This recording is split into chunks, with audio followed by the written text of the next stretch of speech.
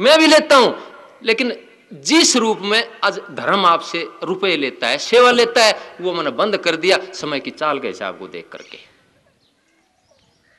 आपको दान देना होगा, लेकिन जरूरतमंद को, आपके पड़ोस में कोई दुखिया बैठी है, कोई दुखी आदमी बैठा है, कोई कर आता है, उसके अंदर सतगुरु को देख करके दान करो, उसकी मदद करो, वो है असली दान। आपके गांव में कोई जरूरत है, कोई हल्लण आ गया, कोई हलचल आ गया, कोई तूफान आ गया है, जिंदगी बर्बाद हो गई है, वहां पे जो अपना पैसा दान पुण्य करना पड़ेगा, आपने दसोंद काटना पड़ेगा। आपने मान लो दसोंद ना काटा जाता तो 10 दाने 20 दाने, आपका 10 मन फसल हुई है तो 10 दाने 20 दाने तो काट सको आप।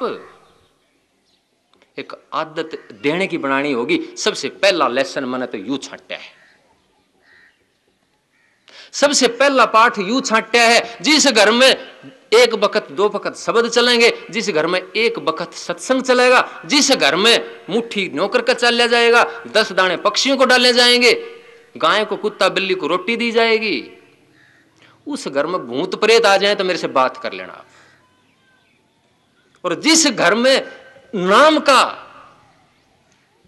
नाम प्रवेश कर जाएगा, वहां छोटी मोटी चीजें आ जाएंगी तो धिक्कार है उस नाम को, धिक्कार है उस गुरु को, धिक्कार है उस सत्संग को। इसलिए सबसे बड़ा सत्संग का फायदा यही है, जब आपकी संगत सुधरने लगती है तो घर में, गांवों में आजकल बड़ी बुराई आई हुई है शराब की, और दूसरी बुझ जागरा की, सेवड़िया की, भूत प्रेत की, गांव में बड़ी हुई है बीमारियां, लूट लिए घर के घर। मैं कहता हूं कि ये ऐसा सत्संग है, ये ऐसी चीज है जिसने दिल से नाम ले लिया, सारी लाग जाते हैं बाहर, सारी लाग लपेटते हैं, बाहर हो जाता है वो आदमी। कोई भय की बात नहीं होती, क्योंकि वो भय हमारे दिल का अंदर का होता है। वो सतगुरु की शरण में जाकर के, नाम की शरण में जाकर के वो भय थारा बाहर हो जाता है। और ये 1-2 बात जो मैंने बताई आपको, नाम का सुमरण और मुट्ठी न्यो करके चलना नीचे की तरफ, 2 बातें जिस परिवार में आ जाएंगे वो परिवार तर जाएगा। क्योंकि मुट्ठी, मेरे सतगुरु एक वैज्ञानिक थे बहुत बड़े, वो कहते थे कि सबसे जो बड़े देवी देवता है वो मां बाप है, वहां से आपका दिल खोलते थे वो। क्योंकि घर में आपका छोटा दिल है, घर में एक बुजुर्ग तड़फन लग रहा है, उसको जरूरत है, अपने लिए सब कुछ कर रहे हो, बच्चों के लिए सब कुछ कर रहे हो, और एक बुजुर्ग है वो दुखी है, तो कौन सा परमात्मा मिलेगा उस घर में? कौन सा परमात्मा आएगा? नहीं आ सकता। इसलिए समय की चाल को देखते हुए, समय की बीमारी को देखते हुए मेरे सतगुरु ने सबसे पहले यह शिक्षा दी कि माँ बाप सबसे बड़े देवी देवता हैं, और जिस घर में माँ बाप की सेवा हो जाएगी, वो कहते थे कि सारे देवी देवता प्रसन्न हो जाते हैं। उस घर में घाटा रह जाए तो मेरे सतगुरु कहते थे कि मेरी मूंछ पाड़ लेना, आकर के बात कर लेना मेरे साथ। मैं कहता हूं अब, क्योंकि इससे आदमी का दिमाग खुलता है, और जहां दिमाग खुलता चला गया सब कुछ बरकत आती चली जाएगी वहां पर। आज अखबार में एक बात आई हुई है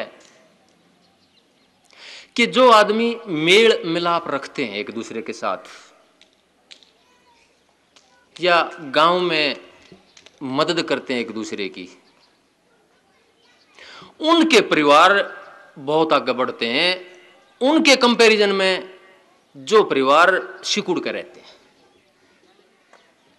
उसका कारण उन्होंने बताया कि कोई आदमी जो मेल जोल करते हैं, बहुत आदमियों से मिलते हैं, वो कुछ लेते हैं विचार, कुछ देते हैं, तो जो विचार वो लेकर के आया था वो बच्चों पे उनका लालन पालन करने में, पालन पोषण करने में वो लागू हो जाती हैं चीजें। कुदरती जो आपके अंदर है बच्चों के ऊपर वो चीज लागू कर देते हैं आप, वैसी बातें घर में बोलते हैं आप। मैं तो कहता हूं कि प्यार एक इतनी बड़ी चीज है जो घरों में तो होनी चाहिए, और अगर घर के अंदर लड़ाई है तो मेरा दावा है उस घर में आपको पशु दूध नहीं पिलाएगा, उस घर में भैंस दूध नहीं देगी, मेरा दावा है ये, जिस घर में लड़ाई रहती है।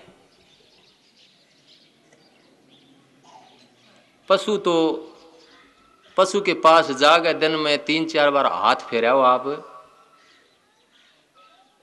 पानी दिखा दो, आपने दूध देगा, दूसरे ने दूध देता। वो इतना प्यार मानता है।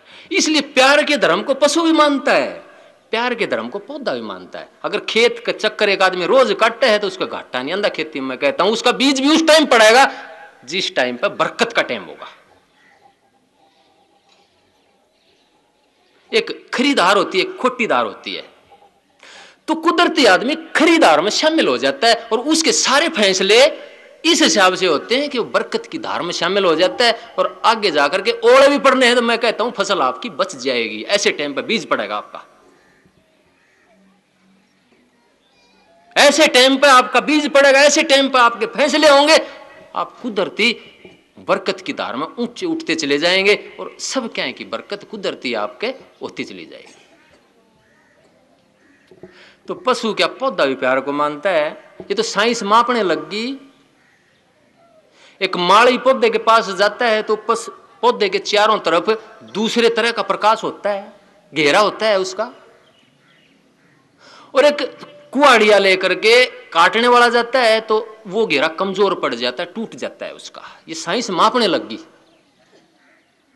इसी तरह से जो निर्जीव पदार्थ, मिट्टी मानते हो, मिट्टी को तो निर्जीव मानते हो। मैं कहता हूं ये भी सूरज के चारों तरफ खींची जा रही है। तो खींचने की ताकत कौन सी होती है? सिर्फ प्यार की होती है। मैं कहता हूं प्यार एक निर्जीव पदार्थ में भी है, धरती में भी है, पौधे में भी है, पशु में भी है, पक्षी में भी है। आप दाने गिरने लग जाओ, मैं कहता हूं पक्षी तो ऊपर बैठ जाएंगे आकर के 10 साल में, 5 साल में, 4 साल में। होती हैं ये कहानियां, पढ़ी है मैंने और देखी भी हैं चीजें। कबूतर आके, तोते आके ऊपर बैठने लग जाएंगे आपके। तो पक्षी भी प्यार को मानता। मैं इसलिए प्यार को सबसे बड़ा धर्म मानता हूं जो सब दीवारों को तोड़ देता है। और प्यार करने वाले के लिए ना तो हिंदू है, ना मुसलमान है, ना क्षत्रिय है, ना वैश्य है, ना शूद्र है। अगर प्यार में दीवार खींच गई है तो प्यार हो ही नहीं सकता। इसलिए प्यार वो धर्म है जो आपको असीम से मिला सकता है। जो परमात्मा हमारी पकड़ में है, सूरज हमारी पकड़ में नहीं है, उसकी किरणें हमारी पकड़ में है, प्यार हमारी पकड़ में है।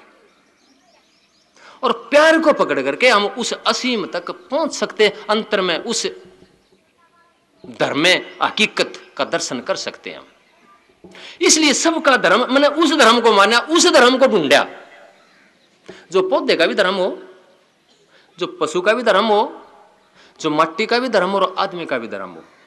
जिसने घर के आदमी बुजुर्ग भी खुश हो, जिसके पालने से पशु भी दूध बद्ध है, जिसके पालने से फसल में बरकत हो है, जिसके पालने से एक आदमी बैठ गया है, तपस्या कर दी है, तो वो धरती हजारों लाखों साल तक पूजी जाती है। मैं कहता हूं वहां भी बरकत होती है। तो मैंने उस धर्म की खोज करी थी। मैंने उस धर्म की खोज नहीं करी कि यू हिंदू का धर्म है इसलिए यू परमात्मा का धर्म नहीं हो सकता। अगर मुसलमान का धर्म नहीं है, अगर ईसाई का धर्म नहीं है, अगर ब्राह्मण का धर्म नहीं है, अगर शूद्र का धर्म नहीं है, मैंने वो धर्म नहीं माना। वो एक अधूरा धर्म है, एक आदमी का धर्म है। मैं धर्म को मानता हूं, मैं सत्संग करता हूं। पशु खड़े है, उसको नहीं पता मेरे सत्संग का। मैं वाणी पढ़ता हूं, मैं गीता पढ़ता हूं, मैं कुरान पढ़ता हूं। यहां पशु को लाकर छोड़ दो कि वो नहीं सुनेगा, बल्कि वो फड़क कर भाज लेगा। क्योंकि उसका धर्म कौन सा है जो मैं सत्संग थारे को दे रहा हूं, ये थारे लिए दे रहा हूं, लेकिन उसका धर्म सिर्फ प्यार है। मैं कहता हूं जुबान नहीं है उसकी। आप जुबान से समझते हैं इसलिए काम मना करना पड़ रहा है, लेकिन असली धर्म वो है जो पशु ने भी घेर दे, जो पक्षी ने भी घेर दे। मैं कहता हूं धरती ने भी घेर दे, जो धरती की भी पूजा हो जहां ऐसा आदमी आ जाए।